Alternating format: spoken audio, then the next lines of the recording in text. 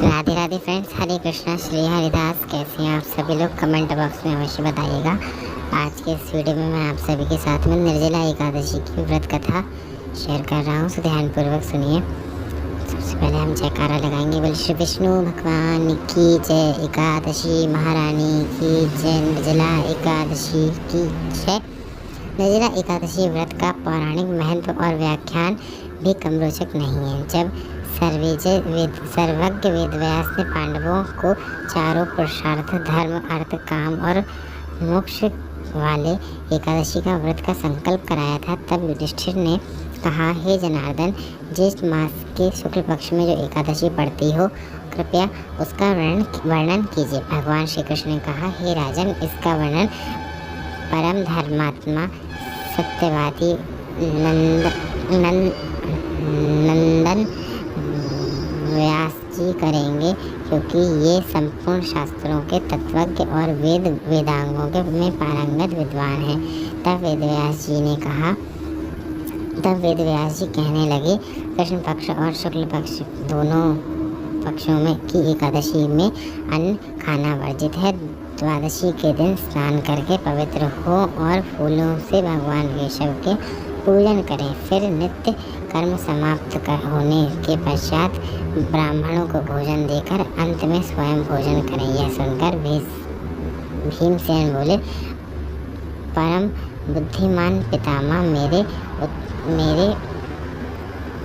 मेरी उत्तम बात सुनिए। राजा युधिष्ठिर, माता कुंती, द्रौपदी, अर्जुन, नकुल, सहदेव ये एकादशी को कभी भोजन नहीं करते तथा मुझे भी हमेशा यही कहते हैं कि भीमसेन, एकादशी को तुम्हें भी भोजन नहीं करना चाहिए, परंतु मैं उन लोगों से यही कहता हूँ कि मुझसे भूख नहीं सही जाएगी।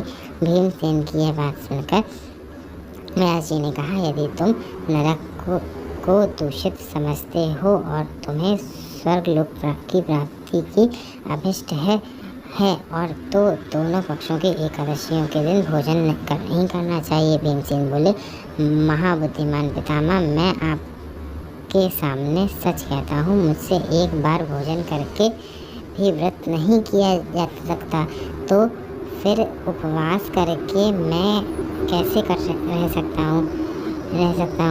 मेरे अंदर वक्र नामक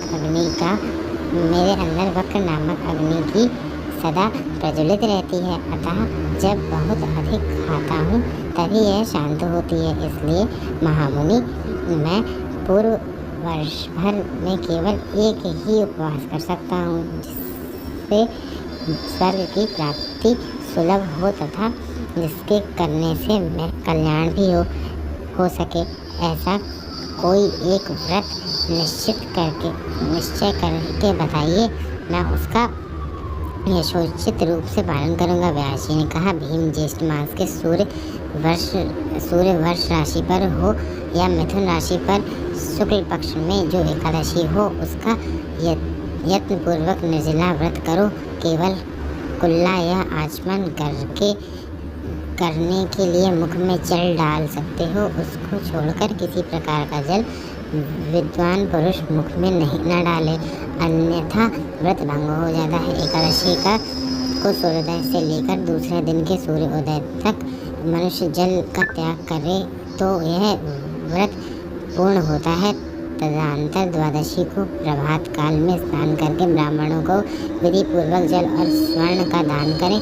इस प्रकार सब कार्य पूर्ण करके जितेंद्र पुरुष ब्राह्मणों के साथ भोजन करें। तब एकादशी का वर्ष भर में जितनी एकादशियाँ होती हैं, उन सबका फल निर्जला एकादशी के पालन मात्र से मनुष्य को प्राप्त होता है। उसमें तनिक भर भी संदेह नहीं है। शंख चक्र और गदा धारण करने वाले भगवान केशव ने मुझसे कहा था कि यदि मानव सबको छोड़कर एकमात्र मेरी शरण में आया है और एकादशी को निराहार रहकर व्रत कर रहा है, तो उसके सारे ही पाप छूट जाते हैं। तो ये एकादशी की जो है व्रत कथा थी, जो मैंने आपके साथ में शेयर करी। अगर आपको वीडियो अच्छा लगा हो तो लाइक करिएगा। चैनल पर अगर आप नए आए हैं सब्सक्राइब कर लीजिएगा और आगे आने वाले वीडियोस के लिए चैनल के साथ जुड़े रहिएगा। तब तक के लिए राधे राधे, हरे कृष्ण, श्री हरिदास।